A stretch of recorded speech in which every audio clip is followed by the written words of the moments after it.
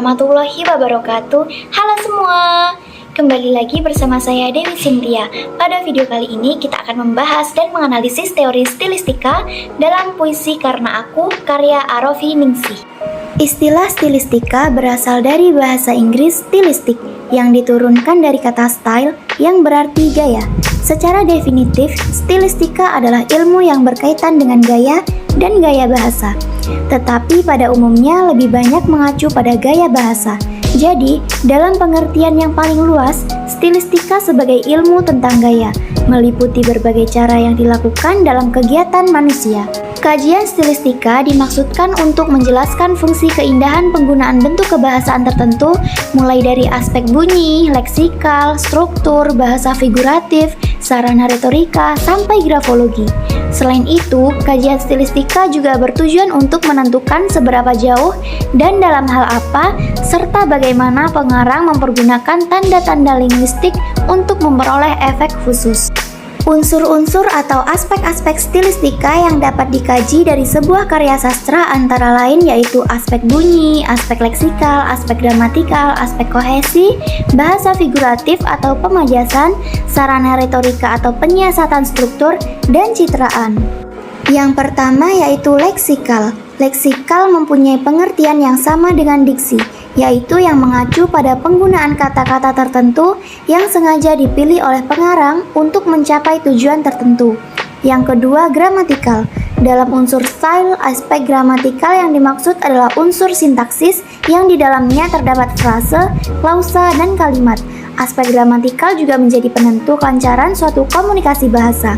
Jika kosakata yang dipakai sederhana dan didukung oleh struktur sintaksis yang juga sederhana, itu merupakan jaminan bahwa komunikasi bahasa akan lancar. Yang ketiga, kohesi. Kohesi merupakan hubungan pertautan antar bagian dalam struktur sintaksis atau struktur wacana untuk menyampaikan muatan makna. Makna inilah yang kemudian dicari dan berusaha dipahami oleh pembaca. Yang keempat, pemajasan. Pemajasan atau bahasa figuratif merupakan teknik pengungkapan bahasa, penggaya bahasaan yang maknanya tidak menunjuk pada makna harfiah kata-kata yang mendukungnya, melainkan pada makna yang ditambahkan atau makna yang tersirat. Yang kelima, penyiasatan struktur atau sarana retorika. Penyiasatan struktur merupakan istilah lain dari sarana retorika, sering dikenal dengan sebutan gaya bahasa. Penyiasatan struktur bermain di ranah struktur, dimaksudkan sebagai struktur yang sengaja disiasati, dimanipulasi, dan didayakan untuk memperoleh efek keindahan. Yang keenam, citraan. Citraan merupakan penggunaan kata-kata dan ungkapan yang mampu membangkitkan tanggapan indera. Citra dan citraan menunjuk pada adanya reproduksi mental. Citra merupakan gambaran berbagai pengalaman sensoris yang dibangkitkan oleh kata-kata. Yang ketujuh, bunyi. Fonem atau bunyi bahasa merupakan unsur lingual terkecil dalam satuan bahasa yang dapat menimbulkan atau membedakan arti tertentu. Fonem terbagi menjadi vokal dan konsonan. Dalam karya sastra genre puisi, fonem merupakan aspek yang memegang peranan penting dalam menciptakan efek estetik. Selanjutnya, mari kita dengarkan puisi Karena Aku karya Arafi Ningsih. Arafi Ningsih adalah alumni Pendidikan Bahasa dan Sastra Indonesia, Fakultas Keguruan dan Ilmu Pendidikan Universitas Riau. Entah apa yang sedang terjadi, mengapa angin seolah bernyanyi, mengapa bulan bersinar siang ini, mengapa matahari muncul malam ini.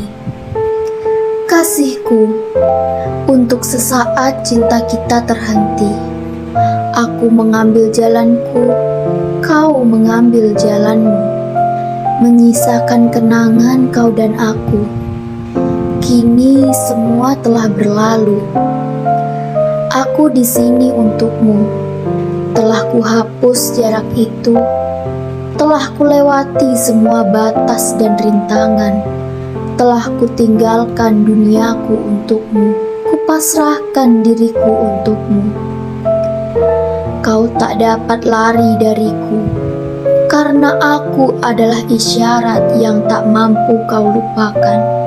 Karena aku adalah suara hatimu yang selalu hadir dalam mimpimu. Aspek yang akan saya bahas pada puisi tersebut adalah pemajasan.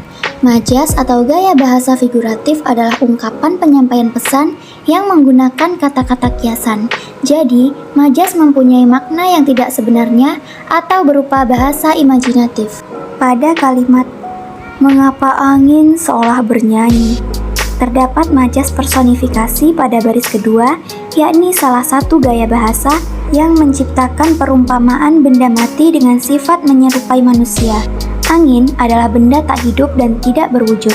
Namun pada baris kedua tersebut, penulis menggunakan majas personifikasi dengan menambahkan kata bernyanyi, yang menggambarkan seolah-olah angin bisa bernyanyi layaknya manusia.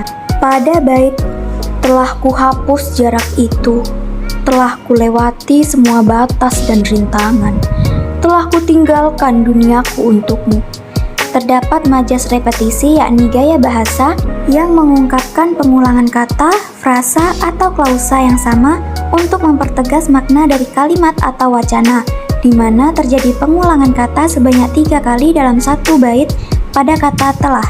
Pada baris "Karena aku adalah suara hatimu yang selalu hadir dalam mimpimu", terdapat majas hiperbola, yakni majas yang digunakan untuk melebih-lebihkan sesuatu. Majas ini bertujuan untuk menekan, memperhebat, maupun memberikan kesan yang berlebihan.